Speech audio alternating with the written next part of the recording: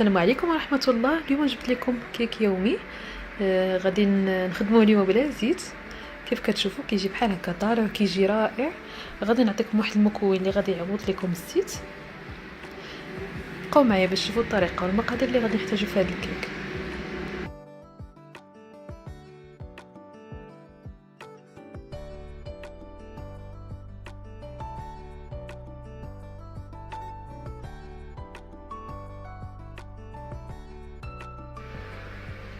غادي نحتاج هنايا 5 ديال البيضات يكونوا كبارين بالحراره ديال المطبخ. عندي هنايا كاس ديال سنيده، قبيصه ديال الملحه، عندي كاس ديال الحليب يكون دافي، عندي هنايا حك ديال دانون مذاق ديال البنان اولا ديال الفاني، عندي هنا تقريبا واحد الكاس صغير ديال الكاوكاو اولا كاس لاروب مطحون، وعندي شويه ديال الكركاع مهرمش، عندي هنايا فاني وجوج خمارات وجوج كيسان ونص ديال الطحين. هاد الكاوكاو خليته انا خضر باش كيطلق لينا اليدام ديالو، كيجي رائع بزاف. هاد الكيك هذا كيجي بمذاق ديال الكاوكاو والفاني. غنبداو اول حاجه هنايا غادي نديرو السكر مع الملحه. كيف قلت لكم هاد الكيك هذا ما كنحتاجوش فيه الزيت نهائيا. غنضيف عليه ساشيه ديال السكر الفاني،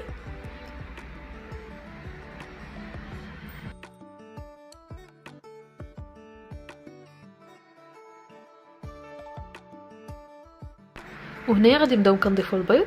قلنا 5 ديال البيضات. انا عندي المول شويه كبير فيه القطر تقريبا 23 سنتيم،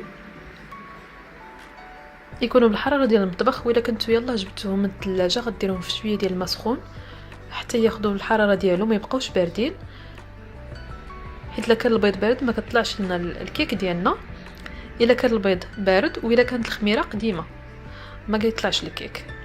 يعني هاد جوج نقاط كتنتبهوا عليهم الا بغيتو تصاوبوا الكيك، وحتى بالناس اللي ما كيصدقش ليهم الكيك ينتبهوا لهاد النقطه هذه اللي قلت لكم. سيرتو البيض والمكونات الاخرين كلهم يكونوا في درجه الحراره ديال المطبخ. بحال دانون ما تجبدوش من الثلاجه وديروه.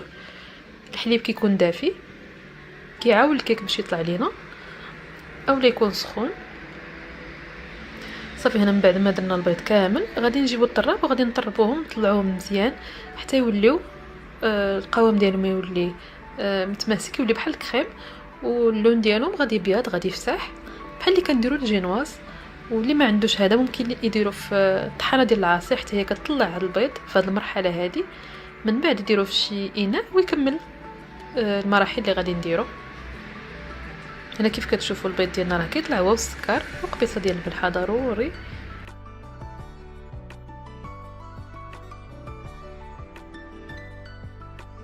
صافي هنا من بعد ما طلع لينا مزيان ولا بيض كيف كتشوفوا حتى الخليط كيتقال.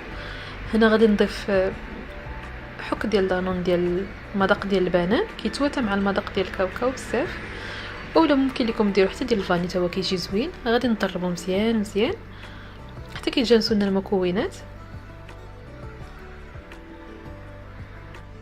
غادي نضيف هنايا الحليب كيف قلت لكم انا عندي دافي اولا سخون، يعني ما كيخسرش الخليط بالعكس كيخلي لنا الكيك ديالنا كيجي من فوق كيجي طالع.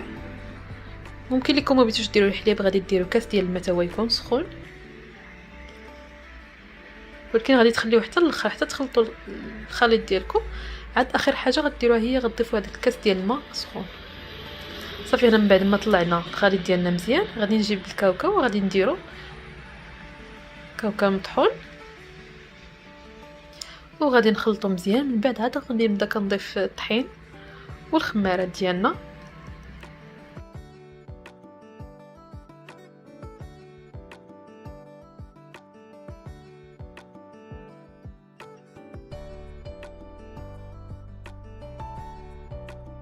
صافي هنا كنبدا كنضيف الطحين ضروري كنغربلوه باش ما يبقاش دوك الحبيبات وباش يدخل الهواء للكيك ديالنا. وجوج خمارات كنضيفوهم حتى هما كنغربلوهم باش ما يبقاوش محبين. صافي كنخلطو. ممكن لكم هنا تستغلوا على الخلاط الكهربائي ديروا غير بالفوي اولا الخلاط اليدوي. صافي حتى كتدخلوا الكميه كلها اللي قلت لكم تقريبا 2 كيسان حتى 2 كيسان ونص ديال الطحين باش ما كيجيكمش لا ثقيل لا خفيف بزاف. كنستمر بحال هكا حتى كنكمل الكميه كلها اللي عندي.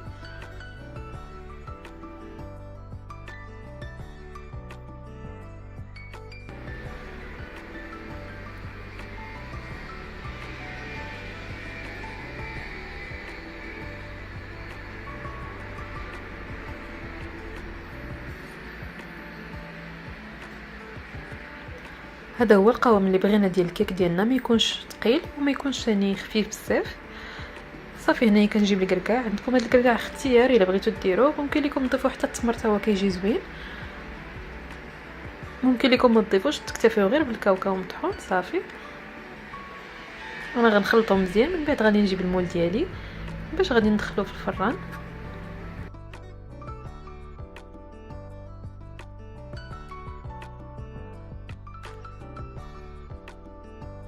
هنايا هذا هو المول، درت ليه ورق ديال الزبده من التحت، ما دهنتوش. الجناب دهنتهم غير بالزيت وشويه ديال الطحين. صافي وغادي ندير عليه الخليط ديالنا كله، غادي نديروه. الفران انا ما كنشعلوش في الاول، كندخل فيه الكيك بارد عاد كنشعل غير لتحت. يعني هادو تما التقنيات ديال الكيك ديالنا باش يطلع باش كيطيب على خاطرو، كنشعلو ليه لتحت. من درجه الحراره كتكون ما بين 160 حتى 180 على حسب الفران، والسخون بزاف نتوما ديروه غير في 170 من التحت. صافي كتخليوها كطيب حتى كتبدا كتحمر من الفوق.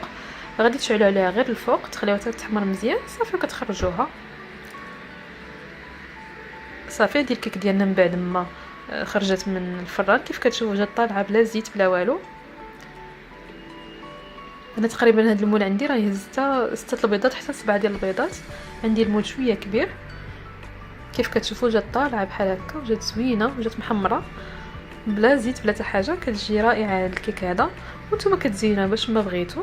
درت لها انا هنايا ضانيت ديال الكراميل، وشديت كاوكاو محمر وهرمشتو اولا اللوز اللي بغيتو، ولكن انا دايره الكاوكاو في الكيك ديالي، داكشي علاش درت كاوكاو مهرمش. صافي هو باش زينت الكيك ديالي كيجي رائع بزاف. نتمنى ان شاء الله تجربوها ونكون عطيتكم فكره جديده. نتلاقاو في فيديو اخر جديد. بسلامه.